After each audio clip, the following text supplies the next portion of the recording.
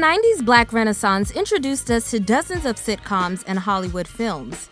There was also a massive spike in representation for Black children on television, and the shows and scripts were actually being written and produced by Black people. We had Little Bill, Sister Sister, Smart Guy, All That, Cousin Skeeter, Kenan and Kel, the groundbreaking Gullah Gullah Island, and a bunch more.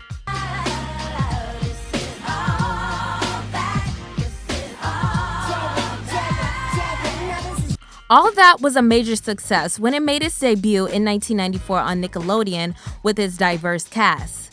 Nickelodeon used Black musical acts for their theme songs on their Black shows and incorporated pop culture by allowing celebrity guest appearances and performances. The sound for Mary J. Blige.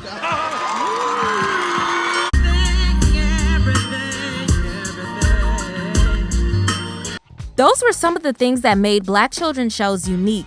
But nearly 4 decades later, and we're all stuck here wondering, what happened to those shows, and why don't shows like these for Black children exist anymore?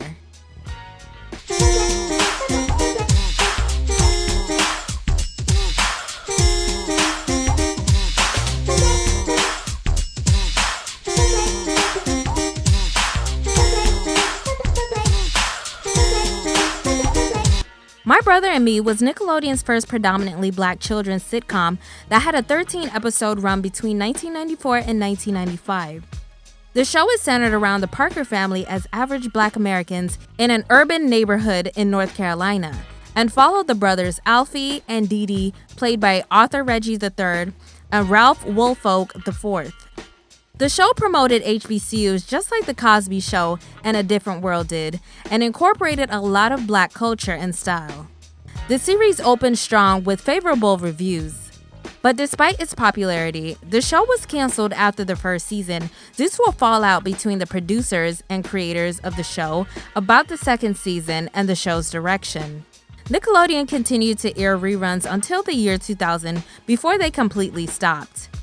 After the show's cancellation, most of the cast faded into obscurity and were rarely seen in any other shows or movies. Then, in 2013, reruns started airing on The 90s Are All That on Teen Nick, and in 2014, the series was finally released on DVD through Amazon. Following the cancellation of My Brother and Me, Nickelodeon introduced us to more Black sitcoms like Kenan and Kel and Cousin Skeeter.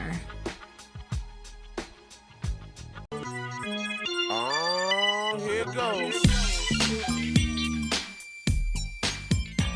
Everybody out there go run and tell your homeboys and homegirls it's time for Kenan and Kel. Kenan and Kel premiered on August 17, 1996 as a spin-off of All That and ran until July 15, 2000. The theme song was recorded by rapper Coolio. The show is set in Chicago and follows high school best friends Kenan Rockmore and Kel Kimball, played by Kenan Thompson and Kel Mitchell. The show is also centered around Kenan's family, the Rockmores. Kenan and Kel won Favorite TV Show Award at the 1998 Kids' Choice Awards and remained popular until the end of its run in 2000. Before the end of Kenan and Kel, Cousin Skeeter debuted in 1998. The show revolves around a puppet named Skeeter and his misadventures with his cousin Bobby Walker, played by Robert Richard.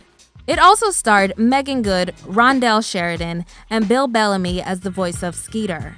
The characters of Kenan and Kel also made a crossover appearance on Cousin Skeeter. The show's theme song was a remix of 90s girl group 702's song, Stilo, which was written and produced by the amazing Missy Elliott. You know how he does, you know Skeeter flows. All I wanna do is hug you, 'cause I like your stilo. The show's opener paid homage to the popular 90s hip-hop, shiny futuristic music video style made famous by Hype Williams. It also had a bunch of cameos from popular Black celebs and athletes. Cousin Skeeter was ranked the top-rated series on Nickelodeon in 1999 and ran for 3 seasons of 52 episodes until 2001. By the time the 2000s came around, Nickelodeon had a wide variety of shows led by African Americans or Hispanics like The Brothers Garcia, The Nick Cannon Show, Romeo, Taina, and the short-lived animated series Fatherhood. In January 2001, Taina debuted on Nickelodeon starring Cristina Vidal. The show was about a Latina teenager who's aspiring to be a famous singer and actress.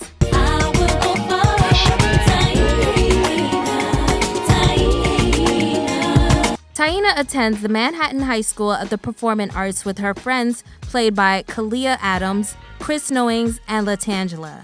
This was the network's first Latina-led show. Not only did the show provide representation for Hispanics, it also showed diversity. The show had guest appearances from Shakira to 3LW.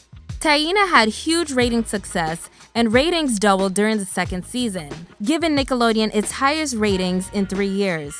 But oddly, the show was canceled due to business issues and high production costs. The cancellation was also because they thought the show only appealed to girls, allegedly.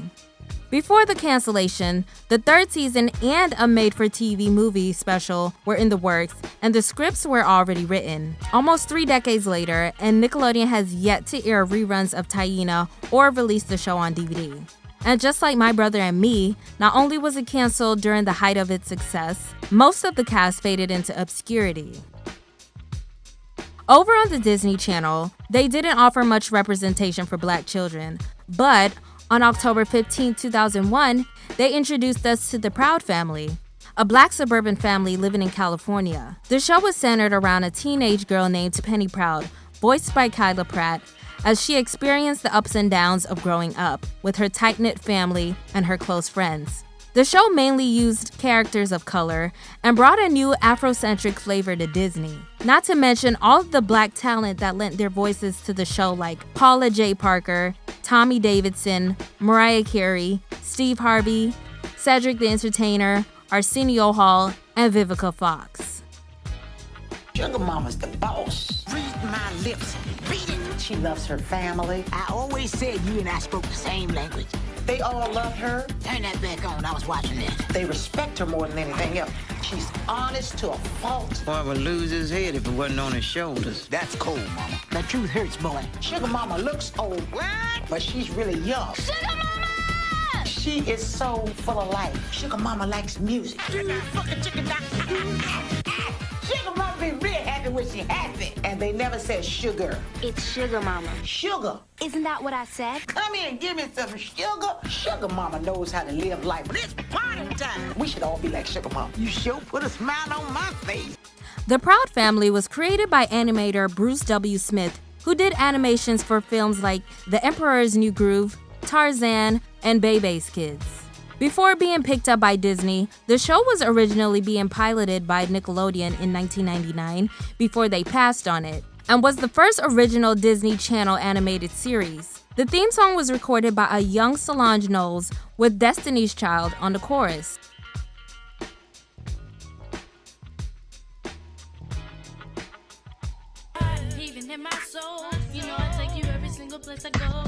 And the show relied heavily on Black culture.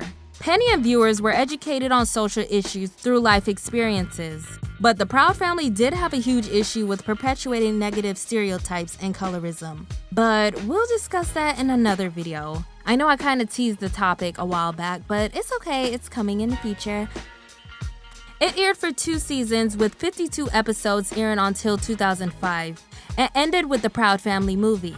In 2019, comedian Tommy Davidson, the voice of Oscar Proud, announced the Proud Family's Disney Plus reboot. Proud Family, the little kids nowadays, they need to call. I forgot to tell you that. What? Proud Family's coming back. Wait! Yeah. Proud Family is coming back. Yeah. When is this happening? When is Proud this? Family, I forgot. I'm gonna come back. Proud Family's coming back. When is this happening? It's on one of Disney's streaming. Yeah. Proud Family's coming back. All right. I mean, they told me not to New tell episodes, new episodes. Yeah, they told me not to tell you. New episodes. Okay. Yeah. Tommy. Oscar Proud. You just- Pity! Where you at? But the news have yet to be confirmed by Disney or the creators as of November 2019. Now back to sitcoms. The Famous Jet Jackson was one of Disney's first Black-led shows airing from 1998 to 2001. That's So Raven made his debut on Disney on January 17, 2003, and opened strong with 3.5 million viewers from the series premiere and became the network's highest-rated series in its history. The series gave viewers a different kind of depiction of an African American family. Portrayed by Raven-Symoне, Raven Baxter is a psychic teenager with visions of the future. It also focuses on Raven's family, the Baxters, a black upper-middle-class family in San Francisco. Like other black sitcoms, That's So Raven dug deep into social issues. The show got 2 Emmy nominations and was being called the Black Lizzie McGuire. Demand for That's So Raven merchandise was also high, and Disney released soundtracks, DVDs, school supplies, a clothing line sold at Macy's, and many more products. It concluded on November 10, 2007 after 100 episodes. By the mid-2000s, black kid sitcoms were just popping up and being canceled, like the short-lived Judge Jordan that premiered in 2007 and got canceled during the second season in 2008. The cancellation was a result of the writer's strike, and Nickelodeon made the decision to cancel the series. If you saw my video on what happened to the sitcom Girlfriends, you'd remember that this same writer's strike is also what ended that show abruptly. True Jackson VP and That's So Raven spinoff Corey in the House were also short-lived and canceled after a while. By the 2010s, representation for black kids turned into tokenism, and black-led shows started disappearing. At one point, it seemed like Nickelodeon was making an effort to be inclusive. So, I have to ask, why aren't they making black children's sitcoms like they used to? Let me know your thoughts in the comments below, and make sure you like this video and subscribe to Black Femininity TV for more content.